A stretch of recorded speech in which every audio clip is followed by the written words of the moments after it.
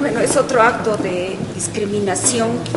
tanto a los pueblos indígenas como a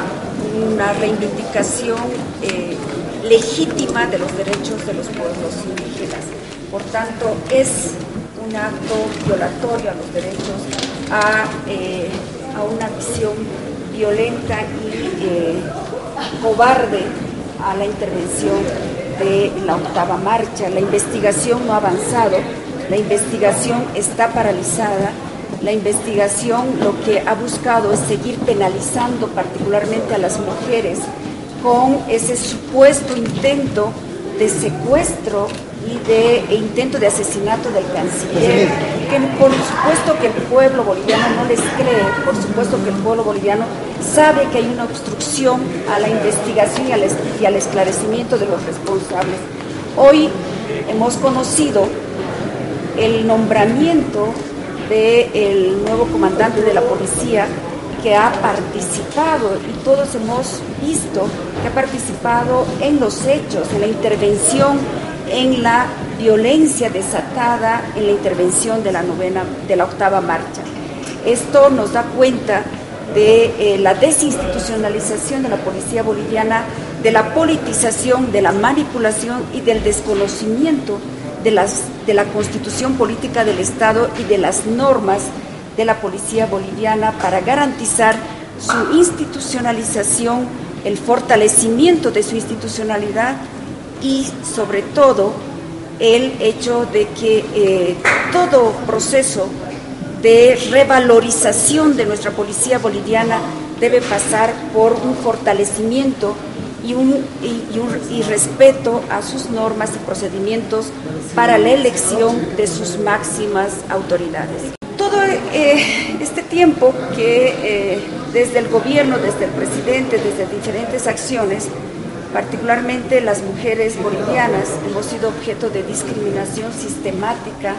de violencia simbólica y de violencia física, como en el caso de la enfermera, así como de la limitación de nuestros derechos políticos.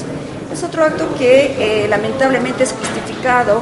no solamente por dirigentes y representantes del MAS, sino también por dirigentes y por representantes mujeres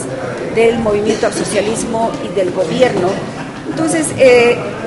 recordar el 24 de mayo como el Día contra el Racismo y la Discriminación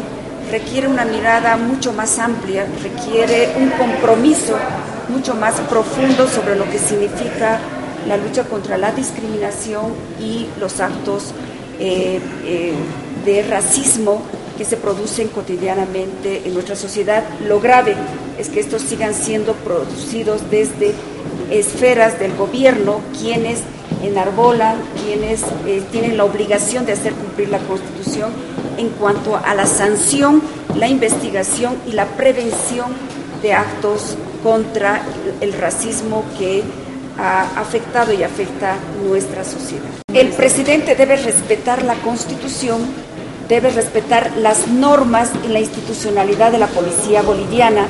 para nombrar a su comandante, para nombrar a sus autoridades, así como reconocer el prestigio, las responsabilidades de los diferentes oficiales para nombrar al comandante y a los máximos responsables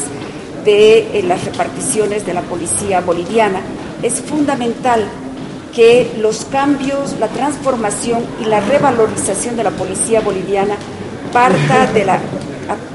de la revalorización y del reconocimiento de sus normas y procedimientos internos. La policía boliviana es la primera institución a la que recurren los bolivianos y las bolivianas cuando se sienten en peligro, cuando sienten que su seguridad física, psicológica está en riesgo. Sin embargo, es una institución que cada día se aleja más de la población y a eso está aportando el gobierno con medidas absolutamente desatinadas respecto al fortalecimiento y a la revalorización que requiere la policía boliviana. El gobierno tiene que presentarle al país un plan contra el tráfico de estupefacientes, el tráfico de cocaína en nuestro país. El gobierno tiene que comprometerse con el esclarecimiento de denuncias hacia personalidades como Sanabria y otros que estuvieran vinculados con el narcotráfico. El país ha conocido varias denuncias al respecto y ninguna voluntad de esclarecer efectivamente la responsabilidad. Nos parece que estas denuncias tienen que ser respondidas con absoluta claridad por el gobierno ante el pueblo boliviano. Estas denuncias tienen que ser investigadas y esclarecidas ante el país. Lo que nos muestra es todavía estas secuelas que ha dejado el hecho de que la principal cabeza de lucha contra el narcotráfico fuera cabeza de una red de narcotraficantes. Ese hecho solamente nos tiene que dar cuenta de la penetración del narcotráfico en esferas del gobierno, sobre las cuales el gobierno boliviano tiene que esclarecer y dar cuenta de ello al país en su conjunto. Nos preocupa estas declaraciones, estas secuelas que la detención de Sanabria todavía tiene en el país y la respuesta absolutamente insuficiente que el gobierno boliviano ha dado respecto a que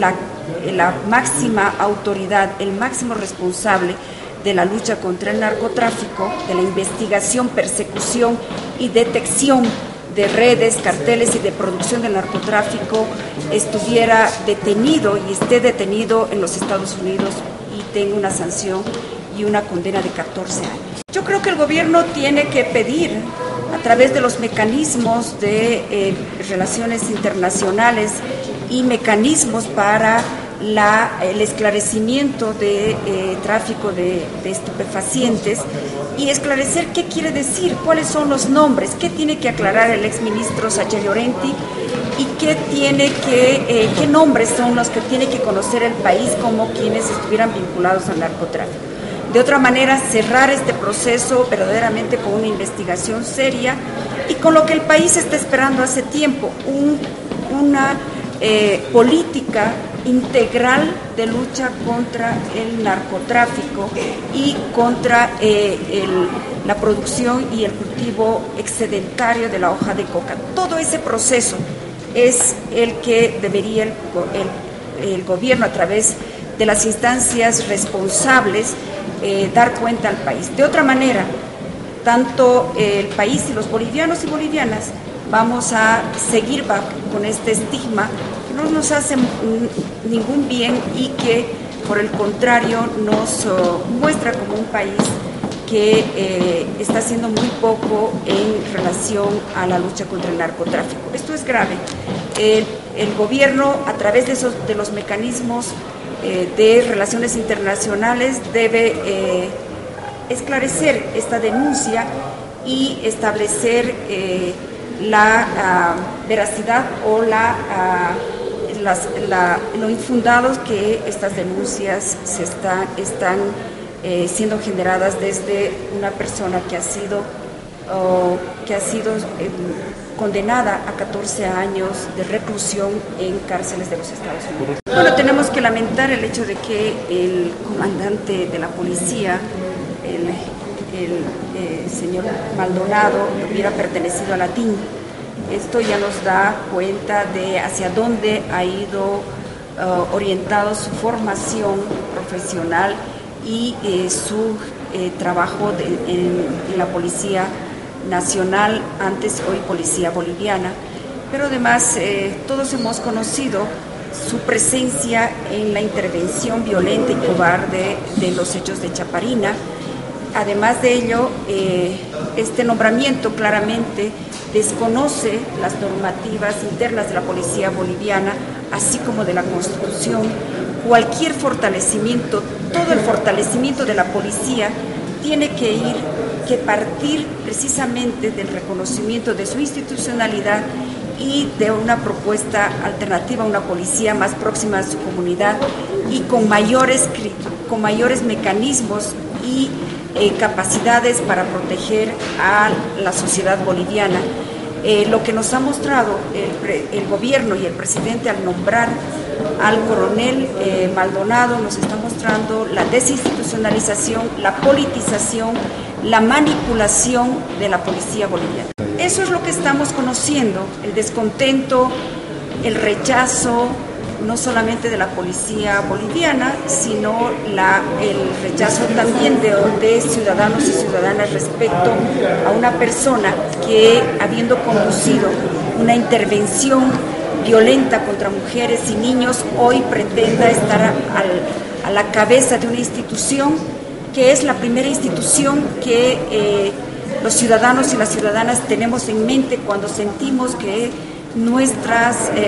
propiedad, nuestra integridad física, nuestra seguridad ciudadana está en juego. Por eso es fundamental que el gobierno considere, necesite encarar un proceso de revalorización de la policía boliviana como un mecanismo fundamental para garantizarnos seguridad interna. Este hecho de que tengamos como cabeza de la policía boliviana a una persona que fue parte de la DIN nos está dando cuenta hacia dónde pretende orientar la capacidad institucional de la policía boliviana por parte del gobierno.